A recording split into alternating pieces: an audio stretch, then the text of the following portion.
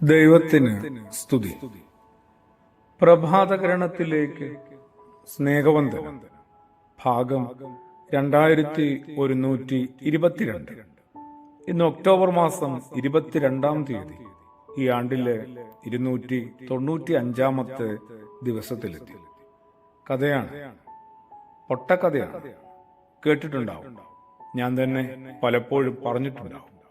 എന്നാലും ഇത് എനിക്ക് കൂടി ബാധകമായതുകൊണ്ട്, എന്റെ കഥയായതുകൊണ്ട് എനിക്കിത് വീണ്ടും പറയാതിരിക്കാനായിട്ട്, ഒഴിവാക്കാനായിട്ട് പറ്റുന്നില്ല.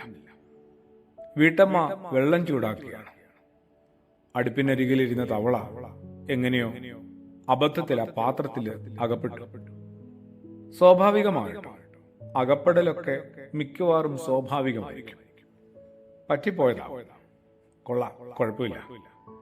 വെള്ളത്തിൽ കിടക്കുന്നതിന് ഒരു സുഖമൊക്കെയുണ്ട്. തവള അത് കാര്യമായി ആസ്വദിച്ചു തുടങ്ങുന്നുണ്ട്. അവിടെ തൊട്ട് ട്രാക്കൊന്ന് മാറുന്നുണ്ട്, അല്ലേ? അതുകൊണ്ട് തന്നെ ആ സുഖത്തിൽ നിന്ന് എന്തിനാണ് പുറത്തു കിടക്കുന്നത്? രക്ഷപ്പെടാൻ തീരെ ശ്രമിച്ചില്ല. വെള്ളം പതിയെ ചൂടായി വരുന്നുണ്ട്. ശരിക്കും പറഞ്ഞാല് കുറച്ചു മുമ്പത്തെ തണുപ്പിനേക്കാളും ഈ ഇളം ചൂടാണ് കുറെ കൂടി നല്ലത്, കുറെ കൂടി രുചികരവും ആസ്വാദികരവുമാണ്. അതുകൊണ്ട് ആ ചൂടിനോട് പതുക്കെ പതുക്കെ ആ തവള പൊരുത്തപ്പെട്ടു തുടങ്ങുന്നു. പക്ഷേ എപ്പോഴും ഇളഞ്ചൂടല്ലല്ലോ. വെള്ളം തിളയ്ക്കും, എല്ലാവർക്കും അറിയാം. ചൂട്ടില് തീയുണ്ട്. വെള്ളം തിളയ്ക്കുന്ന സമയമായപ്പോൾ തവളയ്ക്ക് അപകടം മനസ്സിലായി. തവളയ്ക്ക് മാത്രമല്ല, എനിക്കും ഏതൊരാൾക്കും അപകടം മനസ്സിലാവും. ഉയർന്നു ചാടി രക്ഷപ്പെടാൻ ശ്രമിച്ചെങ്കിലും നടക്കുന്നില്ല. പാത്രത്തിൽ തന്നെ തവളയുടെ ജീവിതം അവസാനിപ്പിച്ചു, പാത്രത്തിൽ തന്നെ ജീവിതം അവസാനിച്ചു എന്നൊക്കെ കഥയ്ക്ക് നമുക്കൊരു അവസാനം ഉണ്ടാക്കി വെക്കാൻ പറ്റും. പക്ഷേ ഇത് കഥയല്ല, ഇത് എന്റെയും ഒരുപക്ഷെ നിങ്ങളുടെയും ജീവിതമാണ്. അപ്പോൾ അതുകൊണ്ട് അതങ്ങനെ അങ്ങ് പറഞ്ഞ് അവസാനിപ്പിക്കാൻ പറ്റും. ഉടനടിയുള്ള മരണത്തെക്കാൾ എത്രയോ ഭീകരമാണ് സാവധാനമുള്ള മരണം. ശ്രദ്ധിച്ചിട്ടുണ്ടോ അത്? പെട്ടെന്നുണ്ടാകുന്ന മരണങ്ങൾക്ക് വളരെ വേഗം ശ്രദ്ധ ലഭിക്കും. അപകടങ്ങളും ഹൃദയസ്തംഭനവും കുറയ്ക്കുന്നതിനുള്ള നടപടികളൊക്കെ ദ്രുതഗതിയിലായിരിക്കും.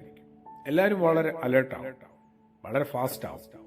സാവധാനം സംഭവിക്കുന്ന ജീവഹാനി അംഗീകരിക്കാനായിട്ട്, ഒന്ന് ഉൾക്കൊള്ളാനായിട്ട് ഒപ്പമുള്ളവർക്കൊക്കെ സമയം ലഭിക്കുന്നത് കൊണ്ട് അവയ്ക്ക് ഒട്ടും പ്രാധാന്യം കിട്ടുന്നില്ല. അതുകൊണ്ടാണുള്ള അപകട മരണവും ഒരു വശത്ത്, മറുവശത്ത് ജീവിത ശൈലി രോഗങ്ങൾ. ഇതിൽ ജീവിത ശൈലി രോഗങ്ങൾ അവഗണിക്കപ്പെടുന്നതിന്റെ കാരണം ഇത് തന്നെയാണ്. ഉടനടി ഒന്നും സംഭവിക്കുന്നില്ല.